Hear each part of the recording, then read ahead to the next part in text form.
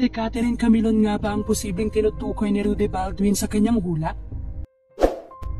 Tila kinilabutan ng marami sa revelasyon niyang ito dahil alam ng marami na halos lahat ng hula nito ay totoong nangyari.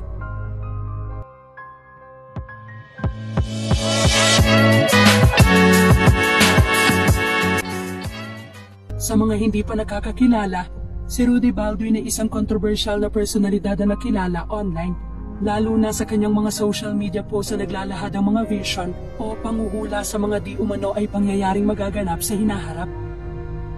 Lalong umugong ang kanyang pangalan matapos itampok ang kanyang mga hula sa mga palabas sa KMJS at Rated K. Matatanda ang naging trending si Rudy dahil sa nahulaan raw niya ang pagpanaw ng veteranang aktres na si Sherry Hill. Isa sa kanyang pangitain ay may isang sikat na artistang babae kung saan ay kinagigiliwan ng lahat. Magaling na artista umano ito at sumikat mula noong kabataan niya. Para sa ilang netizens ay tila si Sherry Hill nga ang tinutukoy sa pangitain na ito.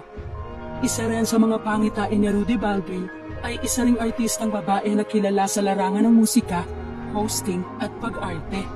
Kinabukasan nga lang nung maipost ito ni Rudy Baldwin ay nabalitaan ang pagpanaw ng 1970s icon na si Claire de la Fuente. Ganun na rin ang pagpanaw ng veteranong broadcaster na si Mike Enriquez ay nahulaan din ito. Bakit nga ba maraming netizens ang kinilabutan sa hula ni Rudy Baldwin? Usap-usapan nga ngayon ang latest post si Rudy Baldwin na bago niya umanong vision.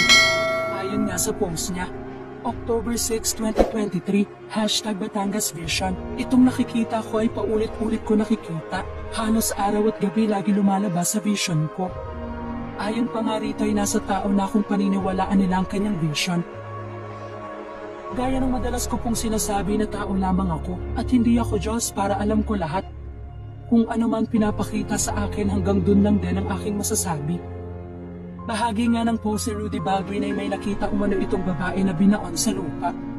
Aniya, may nakita ako isang babae na binaon sa lupa na wala ng buhay sa isang lugar na kung saan tapat nito at kalapit lang ng dagat. At ang tapat ng dagat ay may makita kang matataas sa mga damuhan, maraming damo, medyo mahabang damuhan, at may nakita din akong bahay na bato pero wala akong makita na tao. Ayon pa nga rito ay may kalayuan umano ang syudad kung saan nangyari ang kanyang vision.